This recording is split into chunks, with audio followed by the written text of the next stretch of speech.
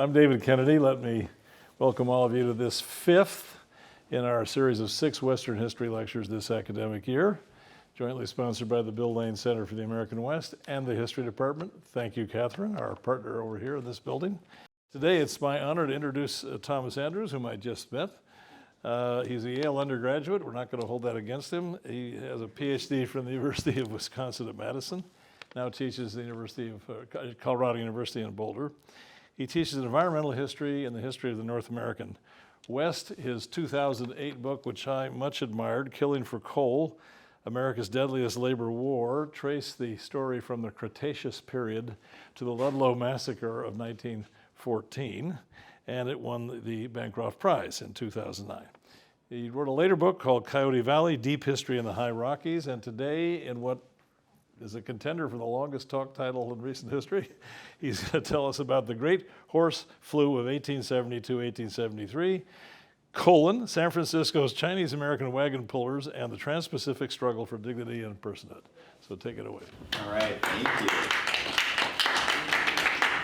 Thank you all. It's really nice to be here today. It's wonderful to return to the Bill Lane Center because I did a brief 1-month summer fellowship here back in 2008, and so it's good to be back. And I wanted to thank Catherine and David and Tina Lathia and everybody else who helped make this talk possible. So today I want to share with you some of my book in progress, and it centers on a little known but fascinating disease event that I'm calling the Great Horse Flu. This outbreak resulted from a novel, highly virulent strain of influenza that first emerged in the countryside outside of Toronto, Ontario, in late September 1872. Between then and mid-April 1873, this scourge had spread throughout eastern Canada and the northeastern US before turning south and west. See on the map, this is a GIS project that I've been putting together with funding from the NIH that documents the spread of this disease. And so in the top right corner, you see dates. It's a sort of a hot spot map. We're still trying to figure out what the best way to represent the disease's spread is. But there's 4 things I want you to keep in mind about the broader outbreak. First of all, it achieved infection rates well over 90% among its chief hosts, which were horses, mules, and donkeys. Second, it reportedly extended its wiles to a wide range of other creatures, including hogs, chickens, humans, and purportedly but improbably deer and even bison. Third, this flu outbreak would kill perhaps 1% to 2% of the creatures it afflicted. This is a mortality rate not all that different from the ones exhibited by the 1918 to 1920 influenza pandemic and the COVID-19 pandemic. Fourth and finally, what I'm calling the Great Horse Flu was known to contemporaries by dozens of names, many of them ridiculous or fanciful or downright impossible to pronounce. But the most common moniker that 19th century Northern Americans applied to it was the epizootic, which is the sort of animal counterpart to epidemic, right, with the demos replaced with zoos. So my book, which is supported by a grant from the NIH, I have to say that as much as possible, otherwise they might get mad at me and take my money away, endeavors to make sense of the Great Horse Flu, while also trying to illuminate some of the broader historical dynamics which this outbreak exposed, triggered, or complicated. What I'd like to share with you today is essentially a shortened version of one of the book's latter chapters. For the next hour or so, I'd like you all to focus your attention on a place not all that far from here, San Francisco, which was then a city of nearly 190,000 humans and perhaps 9,200 equines. With their horses laid low by the epizootic, Anglo-owned firms in San Francisco enlisted Chinese Americans to take the place of flu-stricken equines. This untold story transpired in 3 sequential acts that together reveal the submerged entanglements which linked human burden-bearing, racial subjugation, and struggles for human dignity throughout the Pacific world in the late 19th and early 20th centuries. In Act 1, the novel influenza virus replicated the same processes of equine infection and economic debilitation that characterized the Great Horse Flu throughout its rampage, across the northern Americas. Act 2 began as building tradesmen and grocers began hiring Chinese Americans to haul supplies over their shoulders using baskets balanced atop bamboo or wooden carrying poles. Several small retailers soon joined a few of San Francisco's largest and most influential firms by hiring Chinese American men to pull wagons and drays. In the best documented of these instances, onlookers flocked to gawk and harass a team of Chinese Americans as they strained to make deliveries for a food retailer.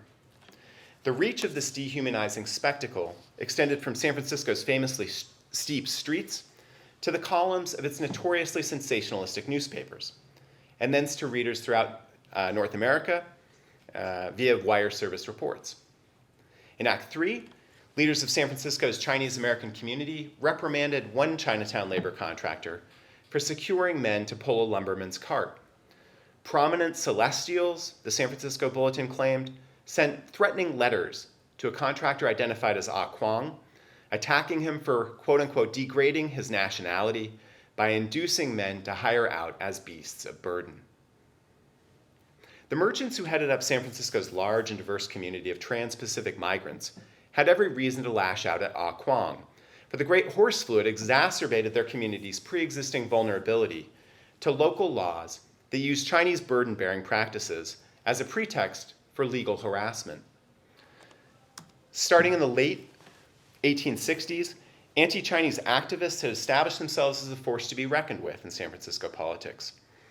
As the English artist and correspondent William Simpson remarked while visiting San Francisco around this time, "John Chinaman has the whole population against him. If I should have a massacre of Chinese from anywhere in that locality served up as part of my breakfast news any morning, I shall not in the least be surprised." The Board of Supervisors, the city's lawmaking body, responded to surging nativism and racism by enacting a new wave of ordinances expressly designed to target Chinese San Franciscans. The supervisors, however, understood that such measures risked court challenges under Section 1 of the 14th Amendment, ratified in 1868, which pronounced that, quote unquote, "No state shall deprive any person of life, liberty, or property without due process of law, nor deny to any person within its jurisdiction the equal protection of the laws." Despite this recently enacted constitutional protection, the Chinatown leaders who called Ah Kwong to task undoubtedly understood that San Francisco's municipal government was intent on restricting the mobility, earning power, and freedom of Chinese San Franciscans. They also likely sensed that the widespread employment of Chinese San Franciscans to replace episodic stricken equines raised still more startling possibilities. By turning the sight of men performing horses' work into a racist spectacle, activists in the city's increasingly virulent anti-Chinese movement stepped up their efforts to deny the humanity of San Francisco's sizable Chinese American community. Animalizing migrants from across the Pacific had always made it easier for non-Chinese to violate or otherwise oppress them. But in the emerging context of the early 1870s, with courts in California and elsewhere straining to work out who or what qualified as a person under this new constitutional dispensation, the Great Horse Flu unexpectedly called into question the claim of Chinese San Franciscans to personhood and thus to equal protection under the law. The first wave of equine influenza cases broke upon San Francisco on Wednesday, April 16, 1873, when a good many of the horses laboring on the city's streets could be plainly heard coughing. The next day, the epizootic tore like wildfire through the city's larger livery stables. By Friday the 18th, over 1,000 horses had contracted the novel influenza virus. As the outbreak entered its second week, it began to paralyze street transportation. Mailmen, newspaper carriers, and messengers employed by express companies whose routes are in the suburbs. There's a fair amount of quotes in here, so if the tenses ever seem weird, it's quoted material. I'm not going to scare quote and unscare quote and do that nonstop. So express companies whose routes are in the suburbs suffered from the greatest hardship, lamented the Chronicle, with the epizootic leaving them no alternative but to walk several miles over badly formed roads, The ill and injured, meanwhile, faced great suffering and danger as physicians, having their horses laid up, were obliged to do all their visiting on foot, and consequently could not make the requisite haste in cases of great emergency. Steamships bound for China and Central America had little choice but to set off with lessened cargoes, many shippers not willing to incur the extra expenses demanded for drayage. Drayage rates quadrupled at the very least at the height of the outbreak. The San Francisco of 1873 was, of course, an inextricably horse-powered city.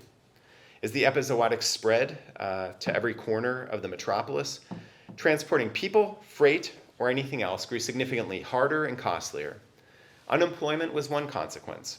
One newspaper claimed that between 5,000 and 10,000 men were suddenly idle, not because there wasn't work to do, it clarified, but because it cannot be done without the assistance of animals. Yet in San Francisco, as in every place the epizootic had previously visited, the great horse flu kindled opportunity alongside unemployment. Newspapers did brisk business selling ad space for flu remedies and veterinary manuals.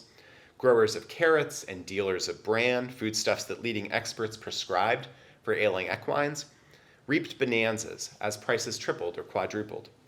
Sellers of asafoetida and other common remedies also flourished. Even Newhouse and Company, a Tony art dealer, reaped the fruits of the outbreak's peculiar largesse when a large attendance of wealthy merchants, whose usual business had been disrupted by the prevalence of the epizootic, flocked to a midweek auction that took in more than $16,000, which was, of course, a lot of money in 1873. Horse workers also profited from flu-induced disruptions, at least temporarily. One-way fares for hacks, which middle-class and upper-crust San Franciscans considered de rigueur for weddings and funerals, skyrocketed from a few dollars to $15 and even $20. The rates of drayage have been doubled, one paper declared on Saturday, April 26th, and some draymen, whose horses are well enough to be used, are making very high wages, and the wages would actually go up.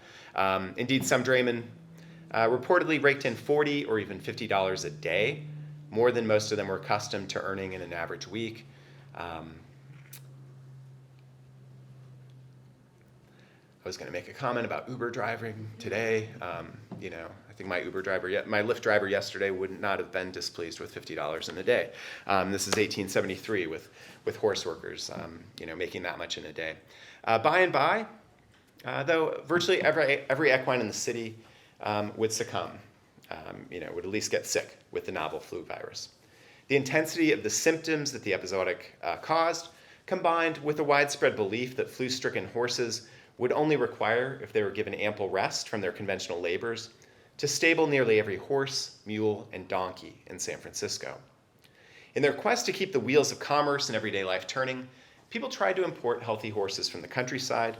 That was only a temporary expedient. Those horses got sick almost immediately. Firms led by Levi Strauss & Company, which in 1872 City Directory classified as importers and jobbers of clothing and dry goods. This is literally weeks before before Strauss would patent his famous jean design. So Levi Strauss is out in the front, so as well as Fargo, which was then the dominant express company throughout the Pacific coast. These companies began to reintroduce oxen, which had largely disappeared from San Francisco's streets many years before. Last but not least, San Franciscans, like people in pretty much every place the epizootic had already hit, resorted to human draft power, but with one crucial difference. Only in San Francisco would the turn to manpower become so publicly linked to just a single swath of humanity. In a city caught in the throes of anti-Chinese racism and a nation grappling to reconcile emancipation with national reunion, settler colonialism, and mass immigration, the substitution of Chinese American men for beasts of burden triggered fierce arguments about personhood and belonging. Chinese San Franciscans began doing the work of flu-riddled horses around April 24th, when a wire service item reported that several local grocers had begun to hire Chinamen with pack baskets to transport their goods. On the same day, house painters, carpenters, and others in the building trades likewise began to engage Chinamen with poles and baskets to convey their burdens from point to point.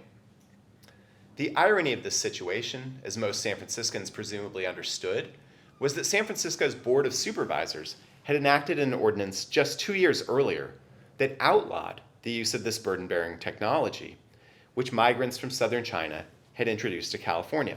This legislation was a product, in turn, of increasingly nasty efforts by the city's white majority to turn the screws on their Chinese-born counterparts, and thus to discourage additional Chinese from migrating to the United States.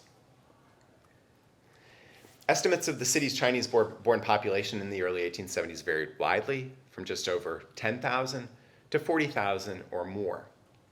According to the 1870 US Census, persons of Chinese descent accounted for at least 8% of the city's overall population. The influx of Chinese since 1872 likely pushed that figure well above 10% by the time the Great Horse Flu invaded. In San Francisco, as in the rest of the US, Chinese American demography skewed overwhelmingly male and young. Census takers found that men outnumbered women by 13 to 1, while more than 83% of Chinese San Franciscans were in their teens, 20s, or 30s. Despite demographic commonalities and shared origins in the Pearl River Delta, the Chinese inhabitants of the city, known in Guangdongese as Gamsan, or Gold Mountain, were neither homogeneous nor harmonious. Migrants pursued a range of occupations and met with varying degrees of success. By 1870, several of San Francisco's Chinese American merchants, members of one of the lowest ranking classes in Guangdong's Confucian social order, had accumulated property exceeding $10,000 in value. Most migrants, meanwhile, struggled to make ends meet.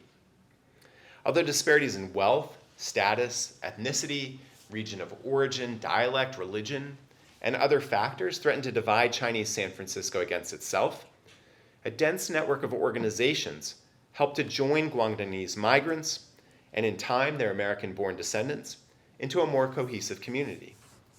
As the pioneering early 20th century sociologist Mary Coolidge noted on the basis of her research in San Francisco, quote unquote, I'm going to start doing the quotes now because I realized earlier that sometimes they use language that I don't want to be associated with, and so I need to mark the quotes. So Coolidge said, "Every Chinaman is enmeshed in 1,000 other relations with his fellows," end quote. Most such relations emanated from what historian Yang Chen calls the most significant Chinese American social institution, Weiguan.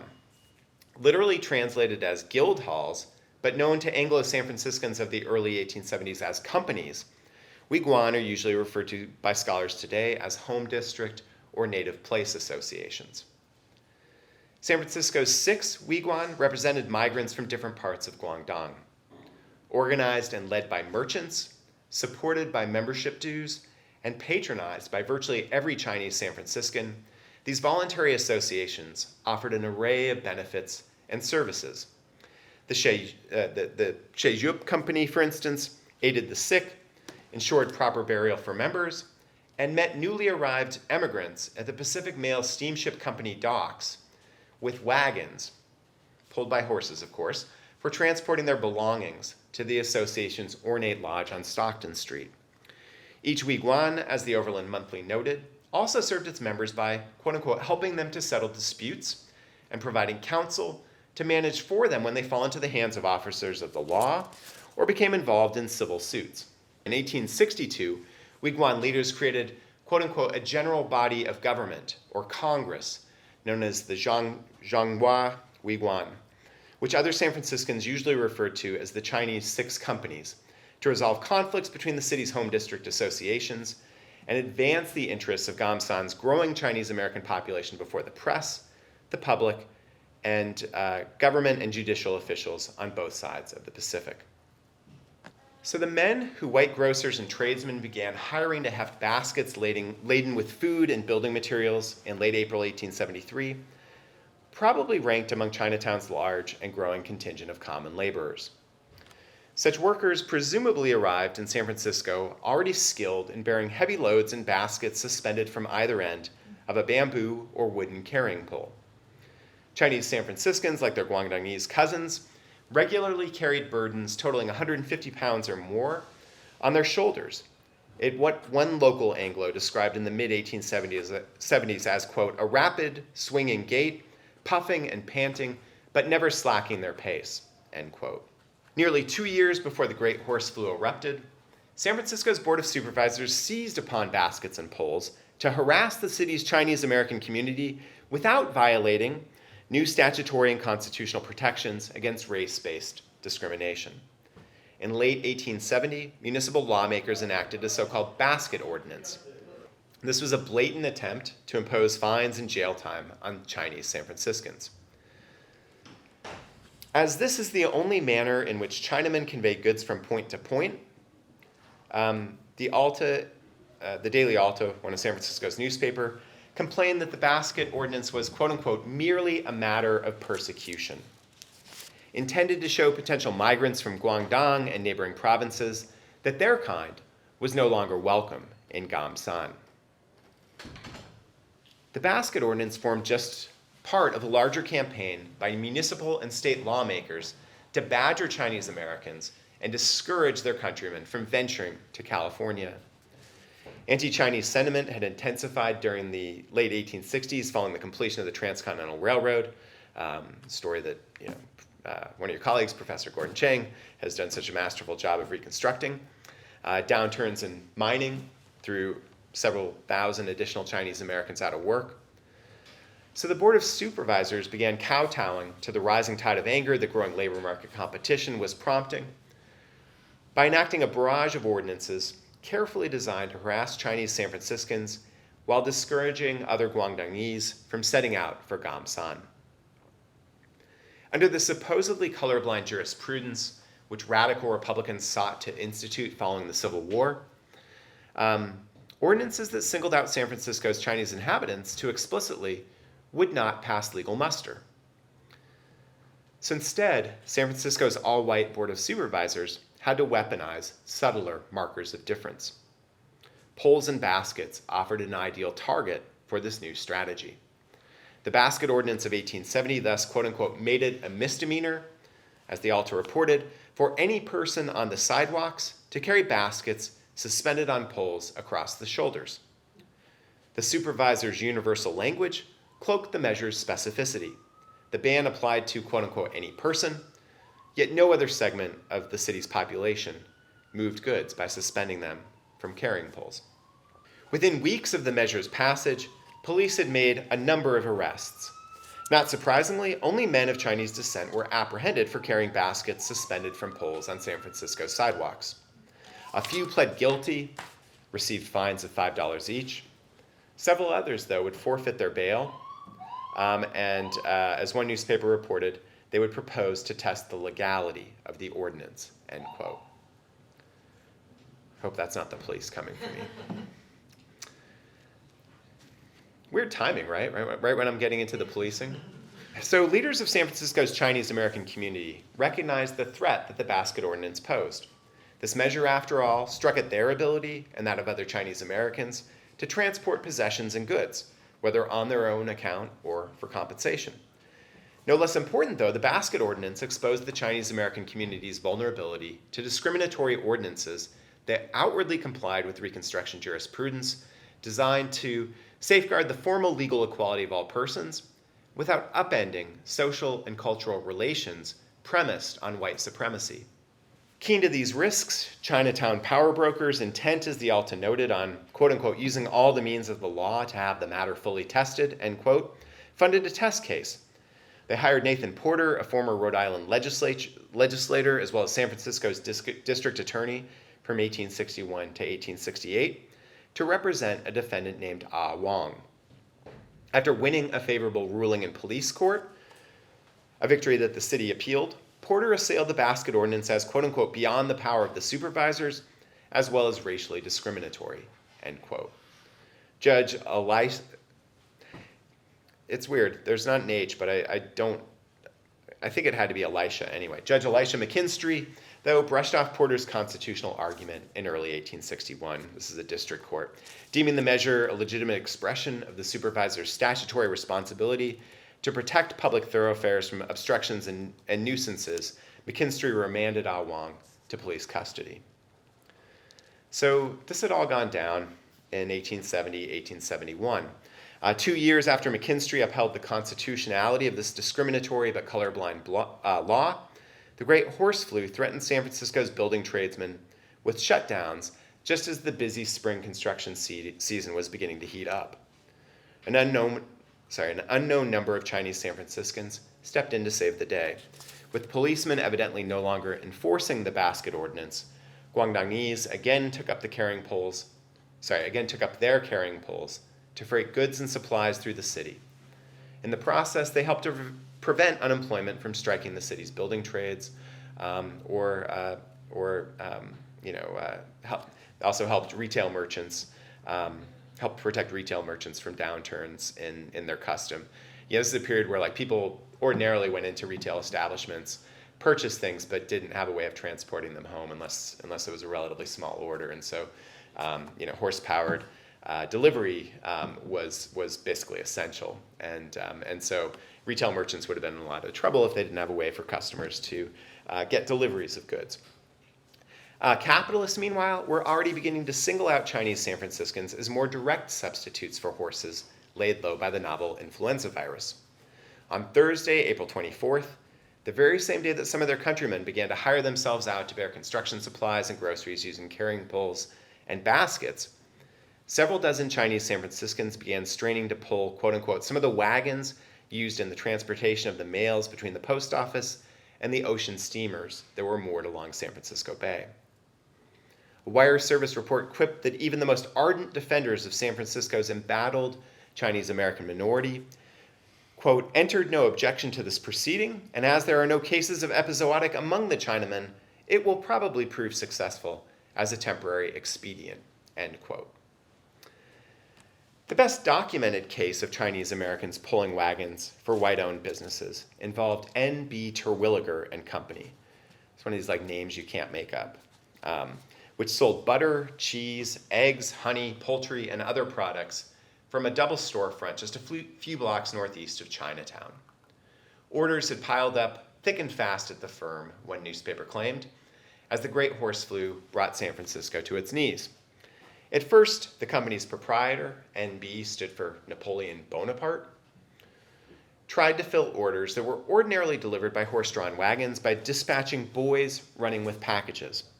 But these boys of undisclosed racial and ethnic backgrounds, quote, could not carry enough at a time and were all day making the rounds, end quote.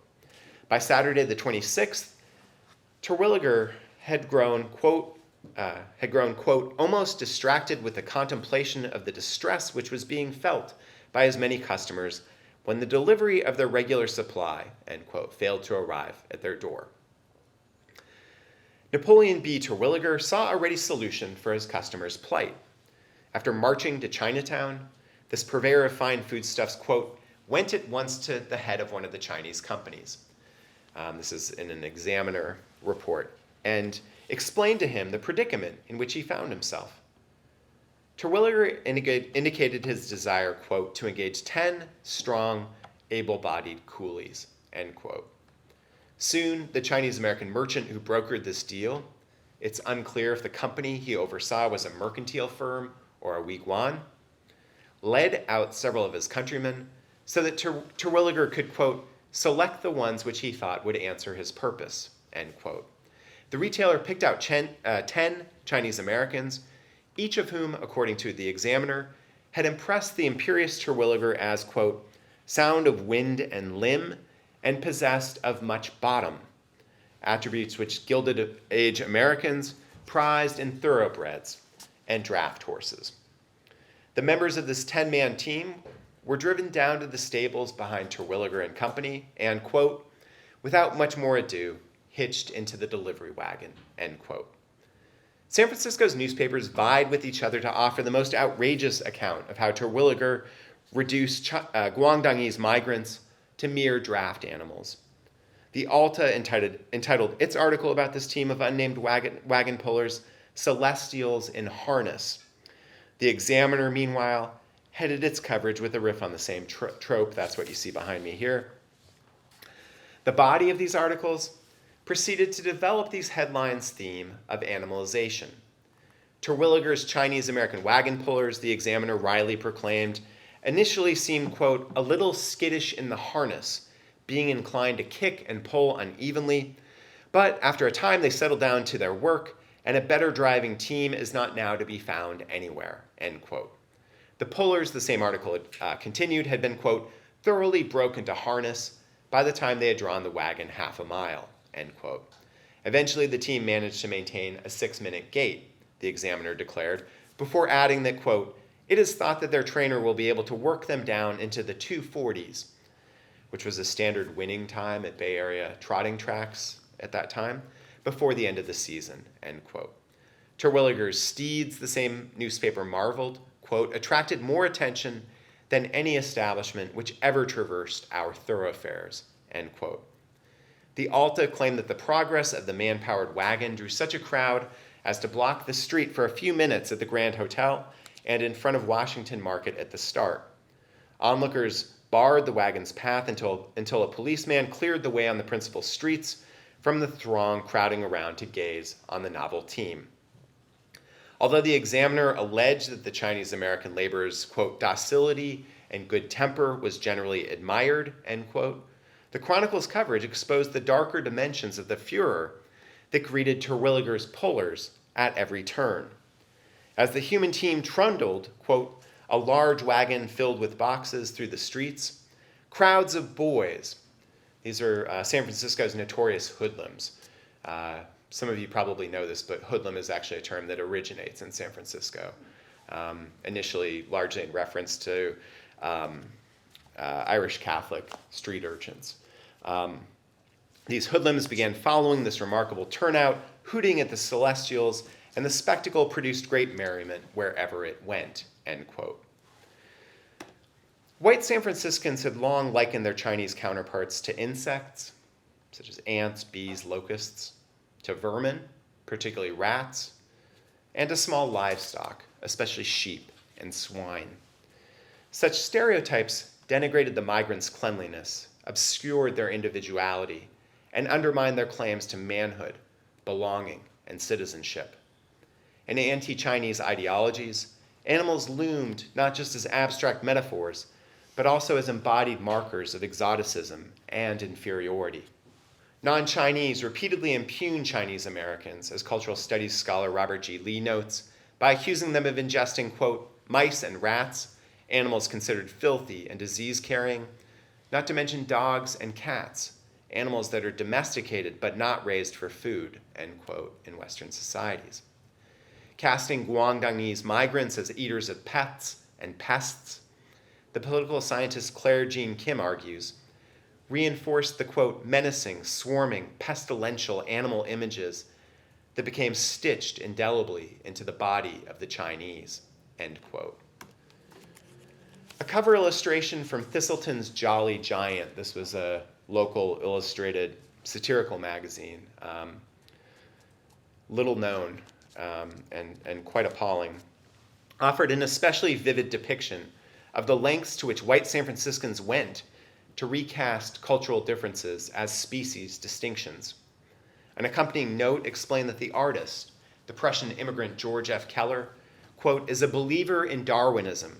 He has made a careful study of this subject, and in proof of the theory of which Darwin is the originator, had produced a cartoon showing conclusively that John Chinaman has had his origin in a monkey, from thence to a Chinaman, and eventually into a pig, end quote. In another issue, Thistleton spat, we know, this is a quote obviously, we know that 1 out of every 10 white men in this city is unemployed at the present time in consequence of these filthy animals working at starvation prices, end quote. In one way or another, all these animalizing tropes highlighted the supposed impossibility of assimilating migrants from China into the US polity, and thus the undesirability of encouraging or permitting additional Guangdongese to migrate to California. Kim notes that the Reconstruction-era political cartoons from California never depicted Chinese Americans, quote, as fully human to begin with, so they did not have this status to lose. They were always already animal or animal-like, end quote. This array of representations consigned Chinese San Franciscans to what Kim calls a borderlands between human and animal, a fraught zone of ambiguity, menace, and transgression, end quote. Nowhere was this type of representation, this type of representational politics, more apparent than in the conclusion to the articles by the Alta and the Examiner on Terwilliger's wagon. The Alta went on to jest that at the end of 6 hours of pulling a heavy wagon through the city, the Celestials, quote, the Celestials were then taken out of their harnesses, rubbed down, and blanketed, which of course was standard protocol for workhorses, to be used again on Monday if the horse disease does not abate. Terwilliger and company, it concluded, were greatly praised by the bystanders for their enterprise and ingenuity in utilizing the celestial element, end quote. The Examiner's story took such reasoning a step further. The company, it declared, quote, deserve great credit for the enterprise which they have shown in the present emergency. Well may we ask, it concluded by laying its anti-Chinese cards on the table, have they not found a solution for the Chinese problem? End quote. The day after Terwilliger began relying on Chinese American laborers to draw his delivery wagon, several other white-owned businesses followed suit. On Sunday, April 27th, the Central Pacific Railroad, which had imported 15,000 to 20,000 Guangdongese over the course of the late 1860s to blast tunnels, lay steel rails, and construct bridges and snow sheds on its line through the Sierra Nevadas and the Great Basin, laid off many workers at its San Francisco depot in response to episodic-related downturns in freight traffic, then, quote, hitched Chinamen to the idle drays, end quote. Thereafter, several other firms also began to hire Chinese Americans to pull wagons. These included a lumber company owned by Henry Stivers, a dealer who lived and worked just around the corner from Chinatown. With the help of a Chinese American labor contractor known as Ah Kwong, Stivers followed the lead of his neighbor Napoleon Bonaparte Terwilliger by engaging a 12-man team to pull his dray. Now, while the thinking of Anglo newspaper journalists and editors is easily recovered, existing sources offer few insights into the sentiments of those who strained before vehicles owned by Stiver, Terwilliger, the CP, and others as late April shaded into early May. Nor do they shed light on how other Chinese San Franciscans responded to their countrymen's employment as substitute horses. Whatever the case, the outbreak that began to grip the city in mid-April finally began to release its hold over San Francisco in early May. Fast forward to the last day of July, when the Evening Bulletin published a brief but suggestive item. Quote, prominent Celestials, it claimed, had recently sent what it called threatening letters to Ah Kwong, which it described as the business manager of a Chinese house on Sacramento Street, who furnished a dozen Chinamen to Henry Stivers to draw a dray during the prevalence of the epizooty, end quote. The bulletin went on to summarize the main complaint which these Chinatown leaders had levied against Ah Kwong. The cute fellow, they had supposedly alleged, had, quote, degraded his nationality by inducing men to hire out as beasts of burden, end quote. This terse bulletin item raises more questions than the available evidence can resolve. Who was Ah Kwong, and what did he think of the threatening letters he received? Did the labor contractors who supplied Chinese American laborers to Terwilliger, the Central Pacific, the U.S. Post Office, and other organizations also face recriminations from Weiguan? Fortunately, this lone news article does point toward two critical insights regarding the substitution of Chinese San Franciscans for flu-stricken equines. First, the practice became even more widespread than newspapers published at the height of the outbreaks had documented. There's no mention of Stivers' lumber dray from the time of the epizootic. There's only this retrospective account. And second, Chinatown leaders publicly reproved Ah Kwong in hopes of containing the reputational, political, and legal risks that the animalization of some Chinese San Franciscans posed to them and their countrymen.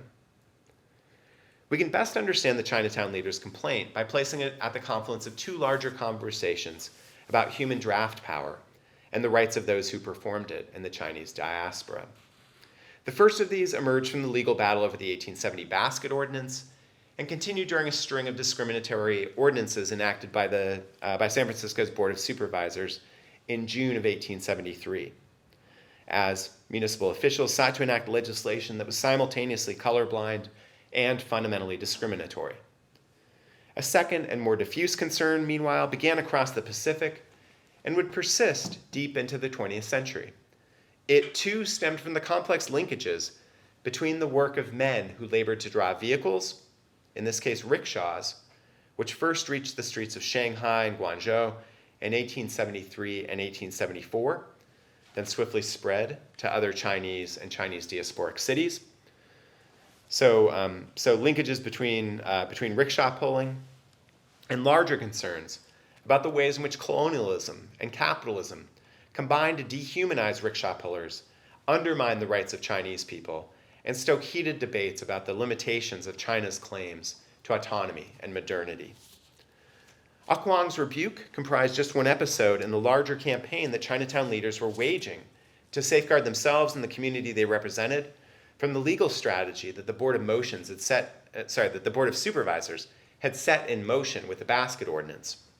By enabling Henry Stivers to replace ill horses with able-bodied Chinese-American men, Huang's critics alleged, the contractor had played right into the hands of San Francisco's ascendant anti-Chinese movement, the core complaints of which were concisely summed up in a May 1873 article published in Thistleton's Jolly Giant, the satirical magazine I mentioned earlier, which prided itself as the most virulently anti-Chinese publication in a city where anti-Chinese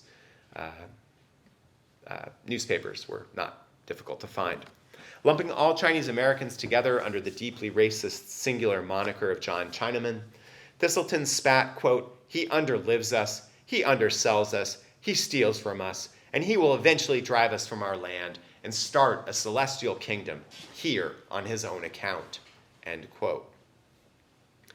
After the epizootic, I should have, before I started a book on this, I should have just practiced saying epizootic a bunch of times and considered, is this a word I really want to have to say thousands of times? The pronunciation of the word actually prompted a lot of comment in its own day, but that's a different topic. People would say epizooty and all sorts of other things, but yeah, epizootic is a mouthful.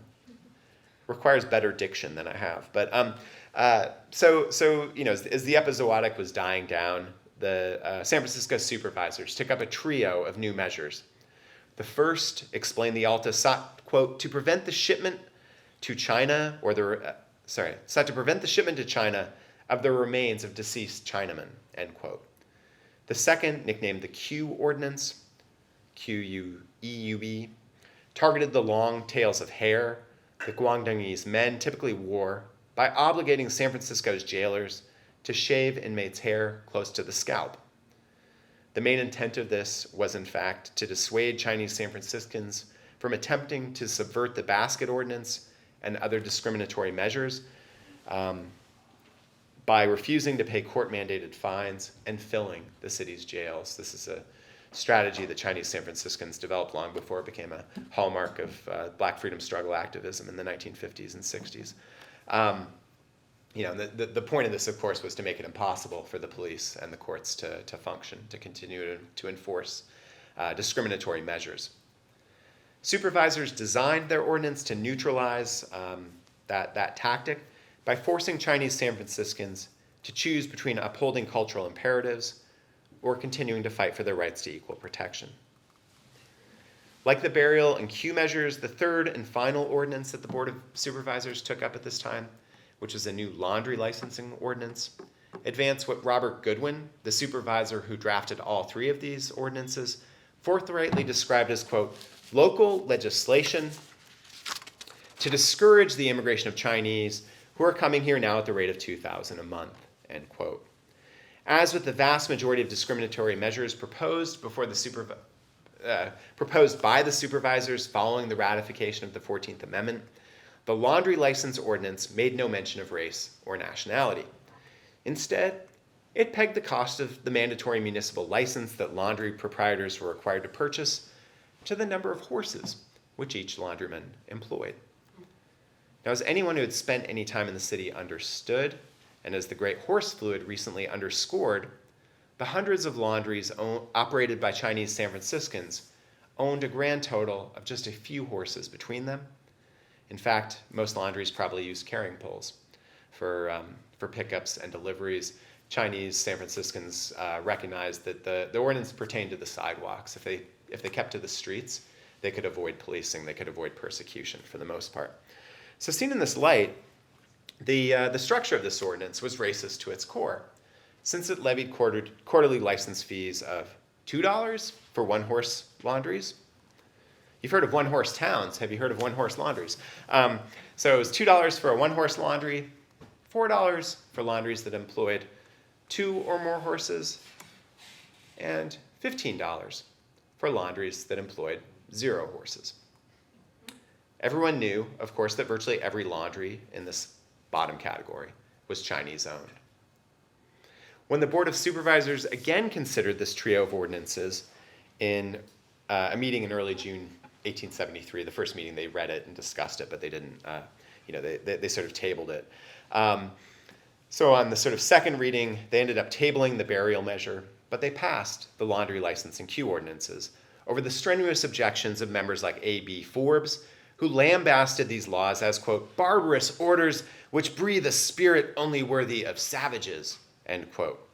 After Chinese-American merchants and Weiguan officers threatened to, quote, ask for the abrogation of the Burlington Treaty, which was the 1868 compact between the U.S. and the Qing Empire. These merchants and Weiguan officers, they said that they'll ask for the abrogation of the treaty, the return of all Chinese to China, and the ouster of all Americans there. They're going to pursue the nuclear option if the city passes this. Mayor William Alvord refused to sign either measure. A few weeks later, the supervisors abandoned the queue ordinance, although they would revive it and sign it into law in 1876, a somewhat different version. They did manage, though, to enact the laundry license ordinance over Alvord's veto. Once again, Forbes excoriated his fellow lawmakers, this time by attacking the new measure as, quote, contrary to the constitutional law of our land, illiberal and unjust in letter and in spirit, and unworthy of a place on the records of any civilized and enlightened nation, end quote. After the 6 companies challenged the ordinance on behalf of San Francisco's Chinese-American laundrymen, California's Supreme Court struck it down, deeming the laundry law, quote, unequal in its operation and dealing in odious and unjust discrimination, end quote. But not because it burdened Chinese-American laundrymen, but instead because the judges feared that the ordinance might shutter the city's other horseless laundries, which were mostly run by white and African-American women. That's actually the court's explicit concern in striking the measure down. The Weiguan leaders who reprimanded Ah Kwong almost certainly placed the labor contractors' actions in the context of the laundry ordinance, the basket ordinance, and the wider push by the Board of Supervisors to harass Chinese San Francisco and stop migration from Guangdong to Gamsan. Yet their frustration with the man they alleged had degraded his nationality by inducing men to hire out as beasts of burden also may have owed some of its power to a more diffuse and surprising genealogy that linked human burden-bearing to cultural, social, and political struggles in other Chinese and Chinese diasporic communities. Rickshaws, known in Japanese and Chinese, jinrickshaw in Japanese, or liche in Mandarin, both of these terms could be roughly translated as like man-powered carriage or human-powered vehicle. These were invented in Japan in the late 1860s, then introduced to Shanghai and Guangzhou at roughly the same time as the epizootic was rampaging across North America. Rickshaws reached the streets of Hong Kong and Singapore in 1880, Beijing in 1886, and other cities by century's end. These new man-powered vehicles posed stiff competition to older methods of human burden-bearing. Reverend Otis Gibson, a Christian missionary, took the pulpit at a San Francisco church after a decade of mission service in coastal China, testified before a congressional committee in the late 1870s that quote, all land transportation in central and southern China is done by the bone and muscle of human beings. Merchandise, house furniture, and building material are all packed on men's shoulders, end quote. In Fuzhou, where Gibson was based, quote, travelers who were able to pay and feeble ones unable to walk had long been carried about in sedan chairs on the shoulders of men. Gibson went on to claim that chair bearers and burden carriers had long operated stands in different parts of the city to which a person could send for a conveyance, quote, just as we Americans patronize expressmen and livery stables, end quote. Several decades earlier, another missionary, David Abiel, remarked that one class of porters were, quote, called by the Chinese horses without tails, end quote. These animalized laborers, widely referred to by English speakers as chair coolies, served as the bearers of men of some distinction and wealth, Abiel wrote, who generally appear abroad in sedan chairs and often take up so much of the small streets of their vehicles as to leave but a dangerous space between them and the houses, end quote. In Guangzhou and other southern Chinese cities, rickshaws soon eclipsed sedan chairs in the passenger trade while garnering a large and growing proportion of freight traffic too. By the close of the 19th century, these man-powered carriages were even displacing carts and wagons in Beijing and other central and northern cities, where equine-powered vehicles were much more common than in the treaty ports of South China. Rickshaws and the boys and men who pulled them continued to fill the streets of Chinese cities and overseas Chinese communities well into the 20th century, despite the growing use of trams, automobiles, trucks, and other fossil-fueled machines. Throughout the late 19th and early 20th century, rickshaws prompted widespread debate and conflict. Those whose livelihoods depended on animal-powered vehicles lashed out at rickshaws and the men who drew them. Beijing's mule carters, for instance, gained a reputation for verbally assaulting rickshaw pullers. "Why don't you drive carts?" one cart driver asked his lower-cost competitors. "You prefer to drag them. You would be like animals or beasts of burden, although you could easily be men," end quote. The carters' efforts to forcibly displace rickshaws and those who pulled them from the streets extended from words to deeds. A Beijing newspaper, for instance, claimed that several carters joined together to purloin several rickshaws, drag them to the banks of a nearby canal, and throw, this is a quote, "the horrid foreign things which degraded men to the level of animals into the water." This direct echo of the complaints that San Francisco's weak-wan leaders leveled against Huang decades earlier shows the enduring sense among Chinese and Chinese Americans that the labor of pulling wheeled vehicles through urban spaces dehumanized those who performed such work. Following the Qing Empire's fall, intellectuals and revolutionaries doubled down on this critique. "A rickshaw puller is a human being the same as we," proclaimed a writer for New China in 1919. "We talk about democracy and humanism, about everyone being treated equally and having an equal opportunity. How can we then sit in a rickshaw with the puller working him like an ox or a horse in the rain and the mud?" During these same years, Mao Zedong repeatedly called the attention of his fellow communists to the revolutionary potential of those whom he referred to as coolies in the cities, especially those who pulled rickshaws, most famously in the 1927 Guangzhou uprising, where hundreds, possibly even thousands of rickshaw pullers lost their lives. As Mao and many others recognized, the employment of vast numbers of Chinese urban migrants to pull conveyances bearing people and goods, dovetailed with longer-running debates over personhood and power, class oppression, and foreign domination that resonated throughout the Pacific world and the Chinese diaspora. Although such debates assumed complex and dynamic configurations, they usually pivoted on the animalized workers that San Francisco newspapers and Mao both referred to as coolies. Scholars have spent decades detailing how the figure of the coolie stoked ferocious fights over race, labor, rights, and citizenship that reverberated from one end of the world to the other in the 19th and early 20th centuries. Yet historians of the Americas have almost completely ignored one of the term's original and enduring uses in English, various Chinese dialects, and other languages. Throughout the 18th, 19th, and 20th centuries, the word coolie continued to apply to porters and others who labored to carry goods and people on their backs or shoulders. William Spear, one of the leading defenders of Chinese Californians at the time of the Great Horse Flu, alleged that the word derived from coolie or coolie, a Hindu term,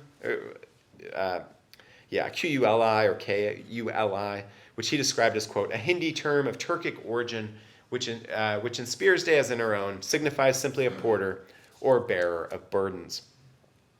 In 19th and 20th century Chinese and Chinese overseas communities, This sense of the term coolie, which literally translated to bitter strength, endured. In the mid-1800s, though, the word coolie gets other meanings layered on top of it. These other meanings were primarily about hired or coerced labor. Mary Roberts Coolidge, whose Chinese Immigration from 1909 offered the first book-length academic study of the subject, declared that the phrase coolie means to rent muscle. And this was a Chinese language definition that overlapped closely with definitions from English, French, Spanish, and other tongues. The prolific Indian intellectual Vijay Prashad points out that the term, quote, entered the European lexicon in the context of imperialism to index a person of inferior status who simply labors for hire, end quote. And he goes on to explain that to be called a coolie meant, quote, to be denigrated and to be considered at best as a laborer with no other social markers or desires, end quote. Even today, Prashad notes that the term, quote, produces among Indian and Chinese people the same gut response as does the N-word among blacks, end quote. For this reason, the South African Parliament voted in 2000 to ban the term, as well as its Afrikaans cognate, as hate speech. As with the N-word, the term coolie owed much of its hateful power to its associations with unfreedom, and more particularly to the threat of unfair competition in the labor market. In an age of supposed emancipation, the figure of the coolie aggravated near existential fears for the many white men and women who found themselves struggling with the precarities of the condition that many 19th century political economists called wage slavery. The fear that monopoly capitalists would enlist coolies to exclude white workers from the West's golden future had gained plenty of purchase in San Francisco by the early 1870s. Anti-Chinese activists there and throughout the world represented coolies as denigrated and quasi-enslaved. This premise served, in turn, as the foundation for a politics dedicated to denying Chinese American workers basic claims to dignity and security, let alone equality under the law or citizenship. As growing numbers of Guangnongese and others left their home districts for Southeastern Asia, the Americas, Australia, South Africa, and Europe, in short, the coolie took on all sorts of additional baggage. Yet throughout the Chinese-speaking world, older associations between the coolie and human burden-bearing persisted. Placed in this context, the coolie labor of pulling wagons, rickshaws, and other vehicles became a potent and much resented embodiment of the Chinese people's subordination, not just abroad, but also at home. Little wonder then that in the 1930s and 40s, Chinese critics and reform-minded foreigners stepped up their attacks on the injustice that had long been associated with the work that rickshaw coolies did and the terms under which they did it. Two famous examples should suffice to carry the point. First is the novel, sometimes titled Camel Shanxi, other times titled Rickshaw Boy, which a puller who answered to the nickname Camel rallied against the profound debasement that he and his fellow coolies experienced. Men, Camel groused in one particularly germane passage, have separated themselves from the animals, but now drive their own kind back among the beasts, end quote. So that's kind of one guidepost. A second would be the 1946 declaration by China's nationalist government to phase out human-powered rickshaws within 3 years, a prohibition famously enacted and often incorrectly attributed to Mao Zedong after he and his communist revolutionaries proclaimed the People's Republic of China in 1949. So, vast geographic, temporal, and ideological distances, of course, separated interwar and post-war China from Chinese San Francisco at the dawn of the Gilded Age.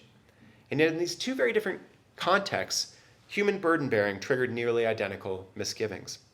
When Chinese American labor contractors and Anglo business owners collaborated to replace few-addled horses with coolies in a city where migrants from Guangdong faced mounting challenges to both their personhood and their continuing presence, they unwittingly presaged arguments that would reverberate throughout Chinese cities and diasporic Chinese destinations until pedicabs, bicycles, motorcycles, mass transit, and automobiles would finally displace rickshaws. So thank you very much. That's kind of the large arc of this chapter, and looking forward to hearing what questions you have. Thank you. Yeah. Well, I actually want to start with where you ended, because it does seem kind of interesting here whether the racism is epiphenomenal or whether it was determinative. And what I mean by that is it seems to me that what was driving the controversy in the United States was, or in San Francisco, was the competition, that it was an unfair competition. And a way to sort of argue against that unfair competition was to show that it was dehumanizing for them to be pulling these rickshaws. And so I'm wondering whether you can, it's make more out of the comparison than you finished with, which is how did Americans view the rickshaw in the Chinese context at the same time that it was being criticized in the San Francisco context? And it seems to me that helps you get some leverage on whether it really is being driven by the perception of unfair competition or whether it was the perception of the inhumanity of somebody doing something that a beast should do. Mm-hmm.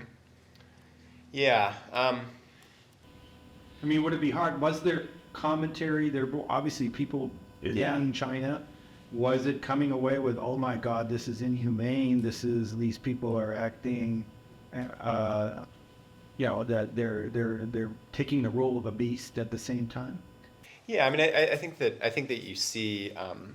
Well, could you explicitly take commentary from the same period of time, and would you see that it resonated the same way, or would you find variance? Yeah, no, I think that's an interesting suggestion. There is a bit of a chronological problem. So, the rickshaws don't become particularly common in much of China until later. So it's difficult to find much in the way of. Well, you also have the Japanese that did it earlier, right? Right. So you right. could So same argument could have been given against that. So right, I certainly could do that. And the travelogues or the people the Americans that went over there, would you have found that argument, or did it just originate with the competition that they saw in the city? Yeah, I think that I haven't tried to track down much in the way of primary source evidence. What I've been able to discern through the secondary source literature is that this becomes part of exoticizing the Orient, and so there's a whole kind of cottage industry of postcards and souvenirs and that sort of thing. It's kind of standard to get your photograph taken sitting in a rickshaw with a puller actively holding you up. And that's common from the late 1800s until rickshaws disappear in China, in Southeast Asia, so I think that I think that what I would find, I suspect, but I think it's a worthwhile suggestion, is that there's a spectrum that is not unlike the spectrum within the Board of Supervisors, right? Where you have some supervisors who are virulent racists, then you have this Forbes guy who's making these sort of racially liberal arguments. And so my sense is that some Americans thought that it was hilarious. They enjoyed being part of that trivialization, and others found it horrifying.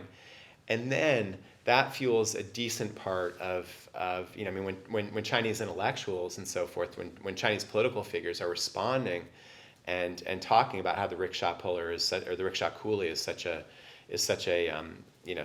pivotal, is a problem for them. It's partly because of that foreign, the presence of the rickshaw coolie in the foreign gaze.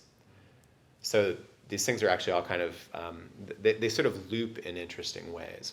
And just to clarify, in the laundry business, you were saying that they were competing with not just white laundry businesses, but also African American ones? Yeah. So I think the landscape looked like it was a Chinese dominated industry, but then there were sort of two broad categories of non-Chinese laundries. There were larger, like steam laundries. There were sort of industrial establishments. Those would have had large numbers of horses, and then there were women who took laundry in essentially, and those women were women of all races, right? This is sort of kind of an underclass or a side hustle type of thing.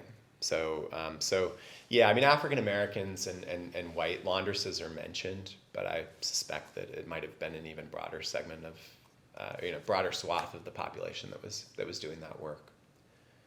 Yeah, thank you, Catherine, and then yeah.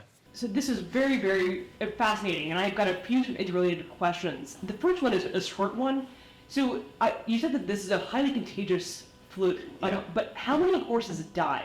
What is if you were to get it, what would be, was this a 90% death rate as well, or was it lower than that?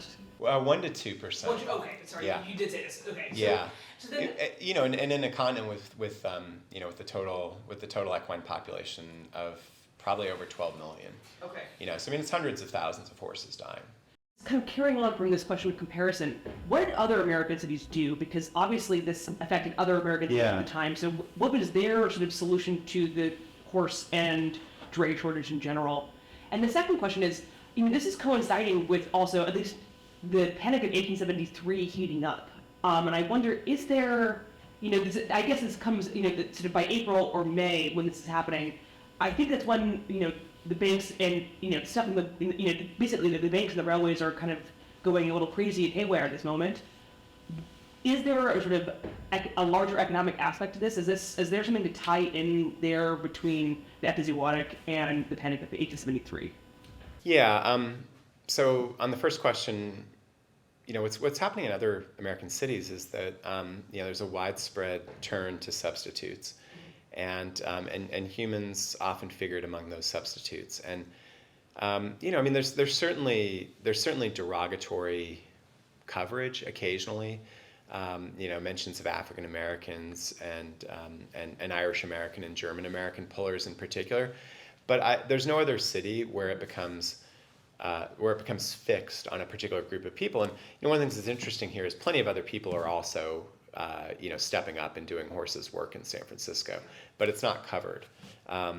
It's clearly happening. I get little side mentions in the newspaper coverage, and so. One of the things that's surprising and frustrating, I mean, you were asking me beforehand, what's the sort of timetable for this book? The South, things don't happen the way that one would think, or the way that I expected that they would in the U.S. South. I would expect that in 1872, 1873, in the context of federal withdrawal, declining support for Reconstruction, burgeoning violence in New Orleans, contested elections, that this would have been an event that would have fallen hard on African Americans, and there's nothing to indicate that it did, other than some instances of the flu spreading to African American children, with fairly high fatality rates in very localized instances. The human substitution's happening everywhere, but this is the only place where it becomes a racist spectacle. And St. Louis is another place where I would expect that this could have become heavily racialized, and it just didn't in the news coverage. And then your second question was about Panic of 1873. Yeah, okay. So the Panic of 1873, that's an interesting one. Couple things about that. It doesn't really begin to reach the U.S. in any serious form until like August or September, but it's remarkable how often early coverage of the panic does invoke the epizootic as a cause, and I'm trying to figure out. There's a lot of coverage that sort of makes mention of how this economic paralysis is affecting the monetary situation. There's a lot of monetary stringency that the panic would. The panic is a banking crisis, but it's the underlying monetary stringency that turns it into a depression, is the sense I'm getting. So there's a connection there, and that's that's kind of one of my endpoints. Then is that, hey, this actually matters because it contributes to the Panic of 1873. Now, the final thing I would say really briefly is that, one of the things that this chapter does without, my book is not on anti-Chinese racism in the United States, but if it were, one of the contributions that this chapter I think really clearly makes is that the story people usually tell is about the Panic of 1873, right? It's about Dennis Carney and the Sandlots, and this is happening before any of that. The city's anti-Chinese movement is virulent. The supervisors are responding. it's escalating. It's going to get worse, but all the elements are in place by this time. That's fascinating, Yeah. And then and so then the question is like, this earlier question of labor competition, it's like, like white, there's no sense of like white laborers feeling upset that Chinese Americans are pulling wagons, right? And so I don't quite know what to do with that. I mean, it makes sense, but it also kind of complicates labor market competition arguments to some extent for me.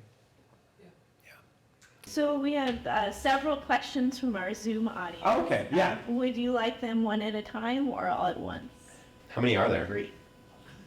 Well, let's see if they have something to do with each other, I guess. Okay, so we have how and about when did the Epizootie get stocked?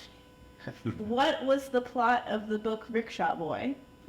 And third, given your expertise on racial discrimination exploitation, what could have been done or should have been done to lessen, indeed eliminate this type of discrimination then and now?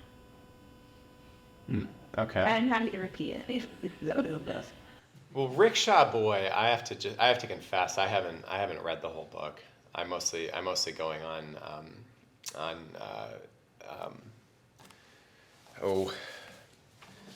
excellent book. I don't know, I can find it, but that's really based on secondary research. I believe that it's pretty tragic. is the clear sense I get. The author had kind of a complicated relationship with Mao, but ends up being a hero in the PRC, and so I doubt that it's a story of human triumph. Let's see, the question about what happens to the epizootic. So, it courses across the continent. It spreads into Cuba. It gets down into Mexico, reaches as far south as San Salvador. I found some evidence of it making it to Hawaii. But by like August of 1873, actually by October of 1873, it's dissipating in like interior valleys of British Columbia. But it's not over at that point. There's recurrences for years to come. Meanwhile, the term epizootie enters the English language. It enters American slang for a type of respiratory complaint that other people distrust. In the sense that other people don't think you're actually sick. That's often what epizootie meant, and it remained in fairly common usage into the second half of the 20th century, from what I understand. In terms of like the genomic story, there's a really fascinating and important scientific couple articles, but by a single team. Michael Worobi at the University of Arizona, who's done a lot of work on COVID and earlier did a lot of interesting work on AIDS, where he sequenced, him and his team sequenced flu genomes from a variety of species. So, a variety of wild birds, hogs, humans, poultry, horses, fruit bats. I forget what else. Both recent and ancient. In the case of flu, we don't have any flu samples older than the 1918, 1920 pandemic. But he sequenced all of these, and what they posit using a molecular clock and a bunch of methodologies that I can't really understand, is that there was what they call a global selective sweep in flu genomes. So there's basically like a massive shift across species, including into wild birds, who are the reservoir for genomic diversity in flu viruses. And it dates to the 1870s, and this is the only large-scale influenza outbreak that we know of during that time period. And so that, combined with the evidence, ample evidence that this spreads to humans, that it spreads to other groups, seems to suggest that, like a lot of novel variants, like this is one whose descendants, in some ways, are actually still with us. The question about what to do to stop this sort of racial discrimination. That one. I mean, it's then and now. Yeah, then and now.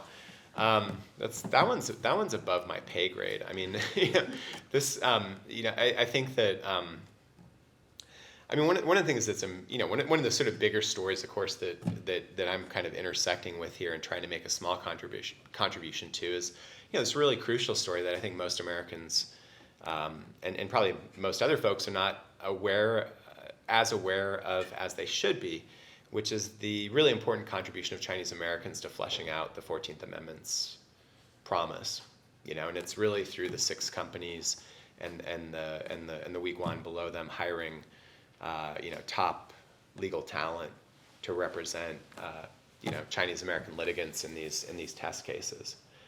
So, I mean, that's one thing that does happen, that sort of intersects with the broader story I'm looking at is that while corporate lawyers are making personhood attached to corporations, and that's a completely different story,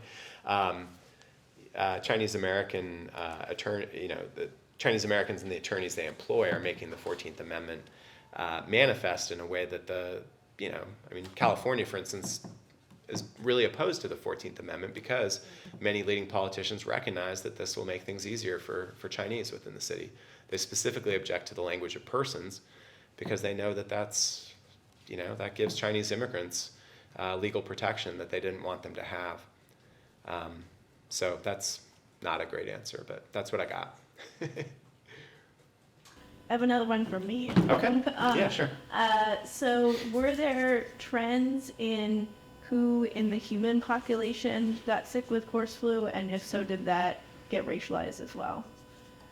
Yeah, that's an interesting question. I mean, what I've been able to find out is that I would say that there's maybe like three different dynamics in terms of horse to human transmission.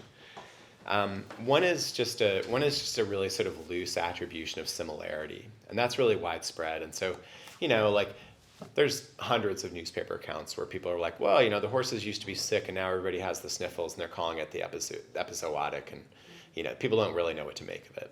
It just seems like that just seems consistent with it's cold and flu season for every creature, and people aren't really, there's no strong claim made there of transmission. There are a lot of other documented cases that are much more specific, that really do seem consistent with recent scientific evidence of horse to human infection. And so those are a particular person who worked closely with horses showing symptoms that are flu symptoms. And so there's enough of those that I think I can make a pretty strong case there. And then there's a couple of instances then of not of flu sufferers being racialized, but of that horse to human transmission revealing health disparities. And so I mentioned African American children in the South. That certainly seems consistent with what we know about Reconstruction health. Another important instance is is in the chapter that I think will be immediately before this one. It's a long story, but the gist of it is that after an incredibly brutal, really downright genocidal military campaign by the U.S. cavalry against Yavapai and Dilje people in a conflict sometimes called the Big Scout, other times called the Tano Basin War. There's a series of forced relocations, and those native communities begin to suffer from the epizootic with very high fatality rates at the same time as they're also suffering from malaria. And this is part of the campaigns were genocidal in that total population for these groups was probably in the low 2000s, and at least 500 people were killed in the military attacks, and then at least that many die in the epidemics that follow. So it's more that sort of health disparity story that I think is important here. I don't see any real racialization of who gets sick with this among humans. Yeah, David. I have two questions. First, about the 14th Amendment. Yeah. And by the way, I think I'm correct that neither California nor Oregon ratified the 15th Amendment until the middle of the 20th century, because they feared the enfranchisement of Chinese, as a matter of fact. Yeah. So that's a kind of funny little footnote to all this. But my question about the 14th Amendment is, how self-conscious were the drafters of these ordinances, the basket laundry ordinances, about a workaround, get around the 14th Amendment? Was that really a focused kind of a strategy? I think it was. I don't have evidence of them explicitly saying that. But I mean, like when you look at the way that the laundry ordinance is structured, I mean, there's not another rational explanation. It's egregious. Yeah, I mean, there's no reason to do it that way. And you know, I mean, when these measures were struck down, which they often were, you know, I mean, there's a bunch of others, not, you know, that don't have such a clear connection to the epizootic, and so I don't really get into them. When they get struck down, they get struck down for being racially discriminatory. And so, you know, I mean, I think they're very aware that that's what will happen if they're not careful. And I think that they know that they run the risk, even if they are careful. You know, I mean, because I mean, what the courts can do, right, is what they ultimately mostly end up doing, which is that, well, if it ends up discriminating, it doesn't matter what its intent is. But what strikes me about the story you told, however, respecting the 14th Amendment, Yeah. people were highly sensitive to it here, very clever, finding workarounds. In the South, it's just, they're just completely ignored and violated, and nobody seems to think twice. Well, no, wait a minute. I mean, if you think of the literacy tests, et cetera, you know. That's a little later. Okay, but the point is this idea that you find other ways to discriminate other than outright using a label, you know, of a race. I think it was a tactic that was around a lot in the 19th century, late 19th century. I think that kind of cleverness in the South comes a little bit later, a decade or two later, but we could have our argument about that. We only have a few minutes left, so Yeah. I'm going to ask you a very big question. Okay. This has been a fascinating presentation and very well presented on that. Oh, thank you. But you've referenced the larger work of which this is a part. Can you say a little bit more about what the larger project is? Yeah. So the larger project is, you know, it's a book on this outbreak, and so it starts with the question of why does this emerge, when it does, where it does, which is in the market farming outskirts of Toronto. So if you know that area, it'd be like Scarborough, York, you know, big, like, kind of sprawly suburban, you know, nowherevilles today for a lot of visitors. But at that time, you know, like really prosperous market farms. So why would a new form of flu that could afflict horses emerge there? And so that's kind of an environmental history chapter, really, more than anything. And then, you know, so then the book kind of tracks the spread of the outbreak, and then when there's something interesting that happens, I burrow down. And so, you know, I have a chapter on the Great Boston Fire of 1872, which was the second biggest urban fire in the 19th century after the Great Chicago Fire, and was blamed kind of correctly, kind of incorrectly, on the horse flu because the horses were sick. They couldn't pull the steam engines to the fire when it broke out. And so that chapter has ended up being really about, like, urban infrastructure and the ways in which, like, the transformation of Boston couldn't keep up. You know, it meant that, like, the oldest part of the city was undersupplied with water, with firehouses, with all of these important things. Yeah, and then, you know, the big, you know, and then I mean, the story the part of this that people know the most about, I would say, is really, like, what this does in big cities. You know, that's where most of the work that has been done on this is. That's where it focuses. So I'll have to do something with that, but I'm not fully sure what I'll do. And then from, you know, the biggest question, my biggest problem at this point is I don't really know what to do about the South and kind of like the Midwest, because lots of little interesting things, but nothing that I've really found that I want to sink my teeth into. But the through line is, you know, the point of origin is the flu. Yeah. Okay. Yeah. Yeah. So I mean, you know, I mean, the big through line is, like, what happens in a diverse set of human societies that are all in one way or another horse powered, equine powered. What happens when the prime mover is knocked out of commission for 2 to 4 weeks, and people have to make do. So look, I made a little sport out of your lecture time. Yeah. It is egregiously long. Make him answer that by asking, what's your working title for the book? I don't have a good one yet. I'm still searching. Yeah. You know, I don't know what you probably have some good advice on titles. For me, it's been a last minute thing. He what? You give him a couple drinks, he'll come for you later on. Okay, good, yeah. Yeah, I've tried to think of, like, you know, the year. I mean, like, the year the horses got sick. I mean, that's not that exciting. The best I've come up with so far is Year of the Horse Plague. It's not bad. It's not bad. It'll sell books. I think we've come to what is the great movie Gone with the Wind. It's called Quitting Time. All right. Sounds good. Thank you.